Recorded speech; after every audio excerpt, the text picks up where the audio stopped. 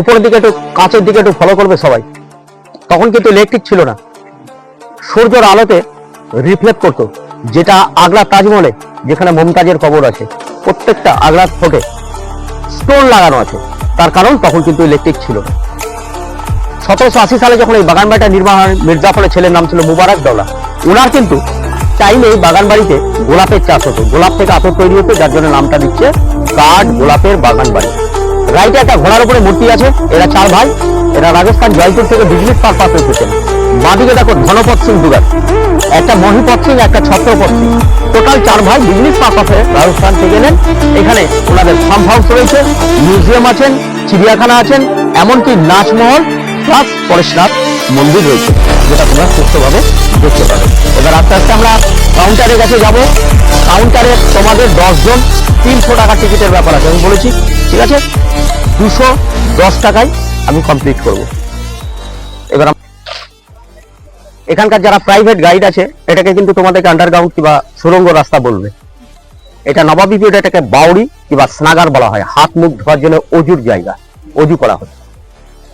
এটা কিন্তু বিল্ডিং এর ব্যাক সাইড, ফ্রন্ট সাইড কিন্তু ওদিকে রয়েছে। জগৎ সেটের বাড়ি আমরা লেফট সাইডে যাব। জগৎ সেট ছিলেন সিরাজউদ্দৌলার টাইমে, উনি বিরাট বড় কিন্তু ফাইন্যান্সার ছিলেন।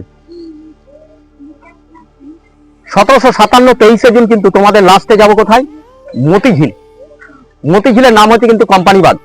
ইস্ট ইন্ডিয়া কোম্পানিকে নিয়ে সিরাজের বিরুদ্ধে চক্রান্ত চালানো হয়েছে। সিরাজের খালা ছিল ঘসিটি বেগম, জগৎ সেট, রায়বল্লভ, উমিচাঁদ, এমনকি সিরাজের বিশ্বস্ত সেনাপতি ছিল মীর জাফর। আমরা মুর্শিদাবাদ যে কাঠগোলা বাগান বাড়ি অর্থাৎ ফার্ম হাউসে এসেছি। এটা কিন্তু 1780 খ্রিস্টাব্দে নির্মাণ করেছিলেন, 1782তে পুরো বাগান বাড়িটা কমপ্লিট করেছিলেন। এখানে আমরা মিউজিয়াম প্যালেস দেখব। তখনকার টাইমে এই জায়গাতে একটা মুজরার জায়গা ছিলেন ওনাদের পরিবার। লেফট সাইডে কিন্তু একটা বিরাট বড় চিড়িয়াখানা এখন বর্তমান রয়েছে।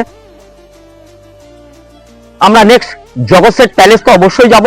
এখন আমরা সামনে একটা নাম করা স্ট্যাচু আছে মাইকেল অ্যাঞ্জেলো, যে ইংল্যান্ডের আর্টিস্ট ছিলেন, যে টোটাল বাগান বাড়ির কাজ যখন কমপ্লিট করেছিলেন 4 ভাই তার হাতের কবজি কেটে নিয়েছিল, যাতে দ্বিতীয় কোনো কাজ তারা না তৈরি করতে পারে।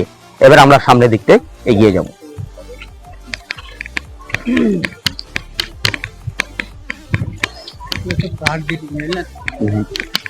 দেবো ভাই, পরিবার নিয়ে আসবেন, কোনো টেনশন নেই। একটু ভালোভাবে সবাই ফলো করবে। আমার লেফট সাইডে কিন্তু বাংলা অর্থাৎ ইংলিশে লেখা রয়েছে। হ্যাঁ, এটা তখনকার টাইমে রাজস্থানে বলা হচ্ছে হাত মুখ ধোয়ার জন্য, অজু করার জায়গা। যে মেয়ে যারা নবাবদের পরিবার আসতেন, বেগমদের, ওইটা তাদের নামাজের জায়গা। কিন্তু এই ইদারার পানিটা বেড়ে গেছে অর্থাৎ বর্ষার জন্য, যত বর্ষার পানিটা কিন্তু নিচে নেমেছে, ইদারার সঙ্গে তার রিলেশন রয়েছে। এটা নট আন্ডারগ্রাউন্ড না সুরঙ্গ রাস্তা, এটা কিন্তু গল্প। বোঝা গেল? এবার আমরা লেফট সাইডটা যাব। হ্যাঁ বল।